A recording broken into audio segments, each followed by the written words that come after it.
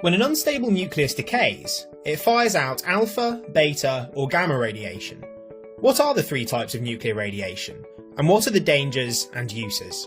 Firstly, an alpha particle, made of 2 neutrons and 2 protons, basically a helium nucleus with a mass of 4 and a charge of +2. When a nucleus is too big, it emits an alpha particle to become smaller. An alpha particle is ejected at about 5% light speed, and has enough energy to kick electrons from atoms, turning them into ions. Alpha is the most ionising, creating 30 to 50,000 ions per centimetre of air. But being highly ionising means it quickly loses energy and stops, giving it the shortest range of about 1 to 5 centimetres in air, and it can't pass through skin. Next is a beta particle, basically a fast electron with a very small mass and a charge of -1. When a nucleus has too many neutrons, it turns one into a proton by emitting a beta particle. The beta particle is emitted at about 60% light speed. The beta particle is less ionising than alpha, creating 50 to 100 ions per centimetre of air. But because it loses energy slower, its range is larger than alpha, about 1 metre in air, up to 2 centimetres in living tissue, or 3 millimetres in aluminium. Finally, a gamma particle, the highest energy electromagnetic wave or photon, which is massless and chargeless. When a nucleus has too much energy, it releases a gamma ray to get rid of it. Gamma is the least ionising, as little as 3 to 5 ions per centimetre of air. This gives it the longest range, hundreds of kilometres in air, tens of centimetres through living tissue, and is halved in intensity by 1.2 centimetres of lead. Here's a summary of the 3 types of nuclear radiation.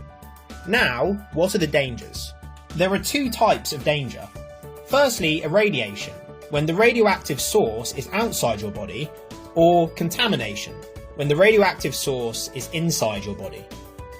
Alpha danger. When an alpha source is outside the body, because alpha can't penetrate the skin, there is little danger from irradiation.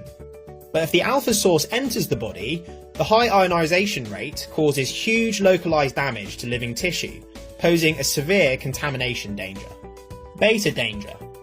Unlike alpha, beta radiation can penetrate skin, although generally it doesn't reach internal organs, posing a moderate irradiation danger.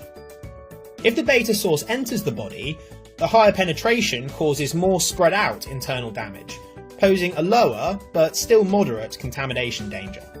Finally, gamma danger. Gamma can penetrate deep into organs, giving it a high irradiation danger. However, from inside the body, because gamma is most penetrating, most of the gamma passes out of the body, giving it the lowest contamination risk. Here's a summary of the dangers. Now, what are the uses? Alpha use. Smoke alarms.